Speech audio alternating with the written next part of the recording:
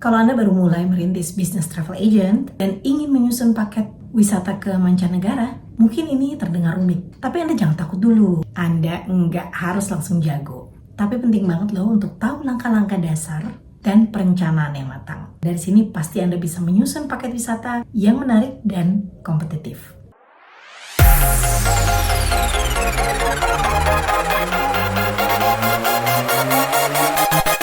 Hai, selamat datang di Tourism Digital Marketing bersama saya, Madeline Sophie. Dengan latar belakang pemasaran di dunia travel agent selama lebih dari 25 tahun, di channel ini saya berbagi tips bagaimana caranya menjalankan bisnis travel agent dari nol dengan perangkat digital yang mudah, murah, bahkan gratis. Untuk di video kali ini saya akan membahas bagaimana caranya menghitung dan menyusun paket wisata ke luar negeri untuk travel agent pemula.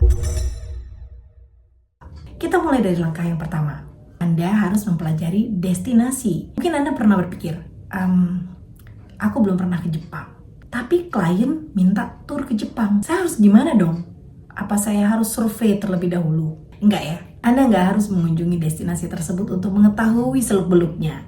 Saat ini, informasi itu sangat mudah diakses melalui internet. Tapi saran saya, cari informasi dari sumber yang dapat dipercaya. Anda bisa melihat di situs pariwisata resmi negara yang bersangkutan, yang sering disebut sebagai National Tourism Organization atau NTO, atau Tourism Board-nya. Atau kalau Anda bingung, Anda juga bisa mengikuti itinerary paket wisata sejenis dari travel agent yang sudah established. Nggak apa-apa. Tetapi yang terbaik adalah Anda meminta advice dari local tour operator di negara tersebut. Langkah yang kedua, kita menghitung quotation. Jujur aja, ini adalah dapurnya travel agent, tapi saya buka di sini ya.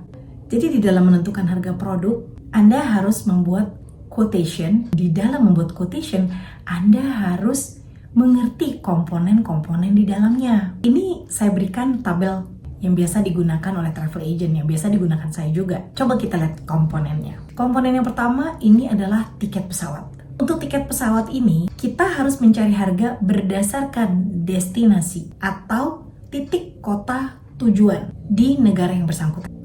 Kota tempat landing atau ketibaan bisa saja berbeda dengan tempat departure atau kota di mana kita akan meninggalkan negara tersebut. Maskapai ini ditentukan dari beberapa kriteria. Kriteria pertama, apakah kita akan menggunakan penerbangan yang direct flight atau stopover flight. Jadi direct flight adalah penerbangan dengan rute langsung. Misalnya, Jakarta langsung Bangkok, Jakarta langsung Singapura. Biasanya penerbangan seperti ini adalah penerbangan short haul atau jarak pendek. Kalau destinasinya jauh dari Indonesia, misalnya beda benua, maka pesawat umumnya akan stopover. Stopovernya di mana? Stopover akan mengikuti home country dari maskapai yang bersangkutan. Contohnya, kalau kita menggunakan Cathay Pacific, maka penerbangan akan stopover di Hong Kong. Karena Hong Kong adalah home base-nya. Kalau kita menggunakan Malaysia Airlines, maka akan stopover di Kuala Lumpur, Malaysia. Mungkin ada yang tanya sama saya, ada nggak sih direct flight meskipun beda benua? Bisa saja. Misalnya penerbangan dari Jakarta ke Sydney, itu udah beda benua ya, udah pindah ke benua Australia.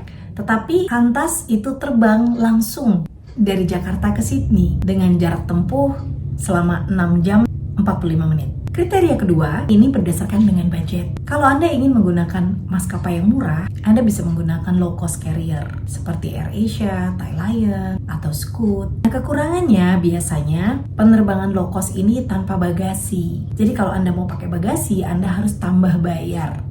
Dan biasanya akan ada stopover minimal 1 kali. Bisa 2 kali, bisa 3 kali. Kalau Anda ingin menghitung quotation dengan maskapai yang nyaman dan full service, Anda bisa gunakan maskapai juara dunia atau yang masuk di dalam Skytrax, misalnya Singapore Airlines, Emirates, ANA Air, atau bahkan Garuda Indonesia ya. Kita sekarang pindah ke komponen nomor 2, akomodasi atau hotel. Kita harus menentukan dulu berapa jumlah kota yang akan disinggahi di negara tersebut dan mau bintang berapa nih, 3, 4, 5. Misalnya nih, kalau kita ke Jepang, Biasanya kita akan membuat satu rute beberapa kota.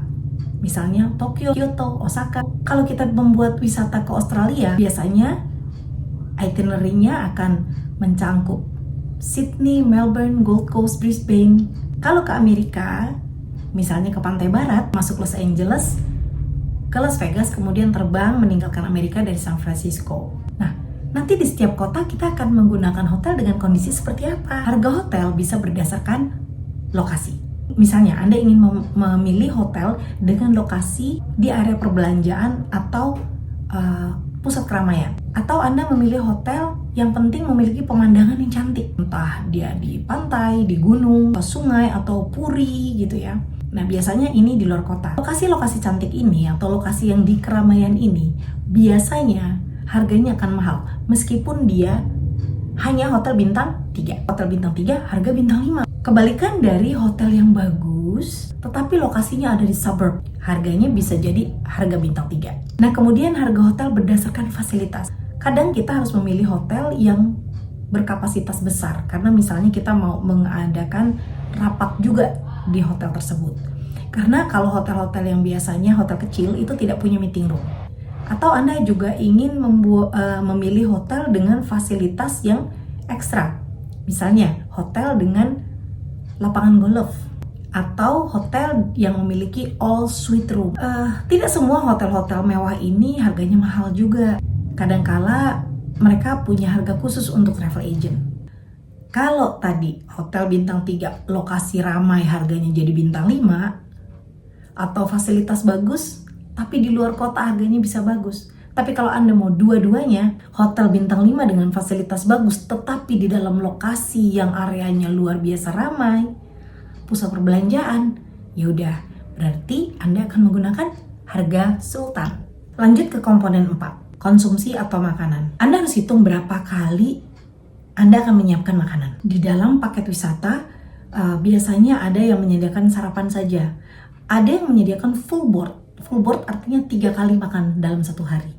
Sarapan, makan siang, dan makan malam. Harus Anda perhatikan bahwa setiap lokasi destinasi itu memiliki harga makanan yang berbeda-beda. Kalau Anda datang ke negara yang minoritas muslim, tetapi peserta tur Anda adalah muslim, maka Anda harus membayar lebih untuk menemukan restoran yang halal dan ada musola di dalamnya. Biasanya tentunya harganya akan berbeda. Komponen kelima, objek wisata dan tiket masuknya. Objek wisata di negara-negara maju biasanya itu gratis loh. Misalnya museum, meskipun bagus, tetapi dia gratis karena negara yang subsidi. Tapi ada juga objek wisata atau aktivitas wisata yang harga tiketnya mahal.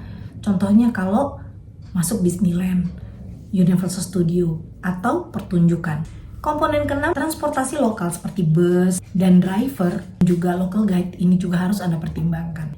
Sebagai expert, saya akan memberikan berita bagus untuk Anda. Kita bisa menyederhanakan komponen nomor 2 sampai nomor 6 menjadi hanya satu hitungan. Dengan cara Anda meminta quotation dari land tour operator di negara yang bersangkutan. Mereka adalah partner kita di negara lain.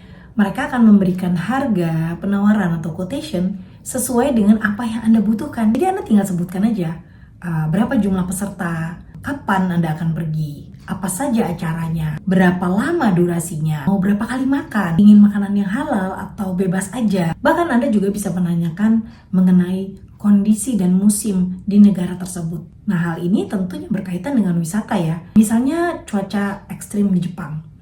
Kalau sudah terlalu dingin dan salju terlalu tebal, maka peserta tur tidak bisa naik ke Gunung Fuji sampai di atas. Kalau Anda sudah menemukan quotation, ya udah Anda tinggal masukkan ke dalam tabel quotation Anda. Sekarang kita akan ke komponen nomor 7, tour leader. Kita harus menghitung biaya tour leader sebagai fixed cost. Jadi semakin banyak pesertanya, tentunya biayanya akan lebih sedikit. Mungkin Anda bertanya, apa saja sih yang akan di cover untuk tour leader? Yang jelas, semuanya. Karena tour leader adalah seorang profesional yang akan memanage seluruh kegiatan perjalanan Anda. Tour leader yang akan mengatur mulai dari keberangkatan, kenyamanan perjalanan sebagai timekeeper, termasuk memastikan semua kegiatan perjalanan berjalan dengan lancar. Jadi tour leader itu adalah kunci sukses dari trip Anda. Karena tour leader akan menentukan apakah peserta tour Anda puas atau kecewa. Jadi pastikan Anda mempekerjakan tour leader yang profesional dan berlisensi. Untuk tour leader yang berlisensi, Anda bisa menghubungi asosiasi tour leader di Indonesia yang memang sudah berstandar internasional. Untuk wisata ke mancanegara, biasanya Anda bisa menghubungi ITLA, Indonesia Tour Leader Association. Kalau udah semua komponen lengkap, tinggal hitung total biaya. Hitung semua biaya satu persatu. Jadi Anda udah total, kalau sudah menghitung, jangan lupa tambahkan biaya tidak terduga atau miscellaneous. Baru setelah itu tambahkan profit margin Anda. Mungkin Anda bertanya, berapa ya besaran profit margin yang boleh saya ambil karena saya kan travel agent baru. Biaya cost saya nggak terlalu tinggi. Anda bisa naikkan profit margin itu berdasarkan budget pelanggan Anda. Kalau Anda ikut tender atau pitching atau lelang, Anda harus memperhatikan kompetitor Anda. Pelajari produk mereka, perhatikan juga calon pelanggan Anda. Nah, di sini Anda butuh insting ya. Saya akan berikan tips. Sebelum Anda mengeluarkan harga, Anda bisa lakukan probing. Anda gunakan teknik mengajukan pertanyaan secara mendetail dan mendalam kepada lawan bicara Anda untuk menggali lebih banyak informasi. Nah, bagaimana kalau Anda menemukan kompetitor Anda menjual itu sangat murah? Anda nggak usah terlalu kaget. Bisa saja komponen yang mereka masukkan itu berbeda dengan yang Anda masukkan. Kadang-kadang ada yang tidak mengcover makan siang dan makan malam. Nah, biasanya harga murah di promosi itu tidak termasuk banyak hal. Ada tidak termasuk makan, tidak termasuk objek wisata, tidak termasuk beberapa item. Nanti baru ditambahkan pada saat orang itu beli. Tapi memang biasanya ada beberapa komponen yang tidak kita masukkan ke dalam quotation.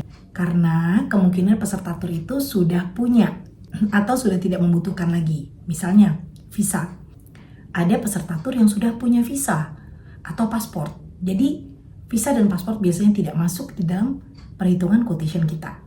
Kita lanjut ke langkah ketiga. Tapi sebelum kita lanjut ke langkah ketiga, saya ingin Anda melakukan sesuatu untuk saya. Anda bisa memberikan like dengan mengklik gambar jempol ke atas yang ada di bawah. Dan bila Anda merasa bahwa video ini bermanfaat untuk Anda bisa menyemangati saya dengan mengklik tombol subscribe supaya saya tetap bersemangat untuk membuat konten bagi para travel agent pemula. Dan kalau Anda merasa bahwa tim Anda memerlukan informasi dari video ini, silakan Anda klik share. Oke, kita lanjut ke langkah ketiga. Buat proposal atau flyer. Ada pertanyaan begini, semuanya udah dihitung. Terus gimana cara saya jualannya? Anda bisa membuat flyer secara digital atau proposal dalam bentuk PDF. Ya, yang tentunya kalau proposal itu isinya ada itinerary dan termasuk jadwal harian perjalanan ya, harga, apa yang termasuk dan tidak termasuk, syarat dan ketentuan. Misalnya apakah refund atau adanya jumlah minimum peserta. Dan jangan lupa kontak Anda diletakkan sebagai call to action. Flyer yang sudah jadi ini bisa Anda kirim ke calon klien melalui WhatsApp, email, atau Anda bisa print sebagai hard copy dan Anda bagikan pada saat Anda mengikuti pameran. Anda juga bisa memposting flyer Anda di media sosial. Tapi ingat, jangan hard selling. Lakukan dengan santai, lembut, storytelling. Bonus, ada beberapa dari anggota komunitas saya bertanya, Coach, saya pengen buka open trip biar rame kayak travel lain. Gimana caranya? Silakan saja Anda buka open trip, tapi lakukan dengan hati-hati ya. Open trip itu butuh modal, waktu promosi yang panjang, dan siap rugi kalau pesertanya sedikit atau tidak memenuhi kuota. Kalau Anda adalah travel agent yang pemula banget, mendingan Anda fokus di private tour. Kalau Anda merasa takut orang nggak percaya sama Anda, ya Anda bisa mulai dengan membantu rombongan keluarga atau grup kecil yang sudah pasti berangkat, atau perusahaan dari teman Anda. Dan yang paling mudah adalah Anda menjual produk dari wholesaler. Tinggal cari peserta dan Anda langsung terima profitnya. Tapi meskipun begitu, tentu nanti Anda akan ketemu beberapa persoalan. Dan dari situ, sebagai travel agent pemula, Anda bisa banyak sekali belajar. Nah, kalau Anda butuh contoh-contoh proposal, itinerary, atau simulasi harga, Anda bisa join di komunitas saya. Di situ Anda bisa banyak belajar.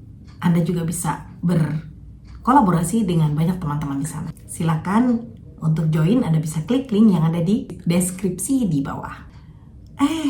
Saya punya bonus satu lagi, bonus nomor 2. Kalau saya membuat custom ataupun sit-in coach, tapi pesertanya sedikit, saya mesti gimana dong? Ada 3 jenis produk yang bisa Anda buat. Yang pertama adalah custom. Custom ini paling asik, saya paling suka karena kita membuat sesuai dengan keinginan pelanggan. Biasanya meminta produk seperti ini adalah corporate atau perusahaan. Yang kedua adalah sit-in coach. Jadi Anda bisa menggabungkan untuk peserta yang kurang lebih 10 orang. Ada lagi yang modelnya insentif. Kalau insentif itu memang rombongan besar dengan permintaan khusus. Oke, demikian penjelasan dari saya. Semoga video ini bermanfaat untuk Anda sebagai travel agent pemula. Dan sekali lagi, kalau Anda suka, silakan Anda klik like dan subscribe supaya kita bisa terus terhubung. Dan jangan lupa untuk share ke teman-teman di kantor Anda. Terima kasih, sampai jumpa di video yang lainnya. Bye-bye.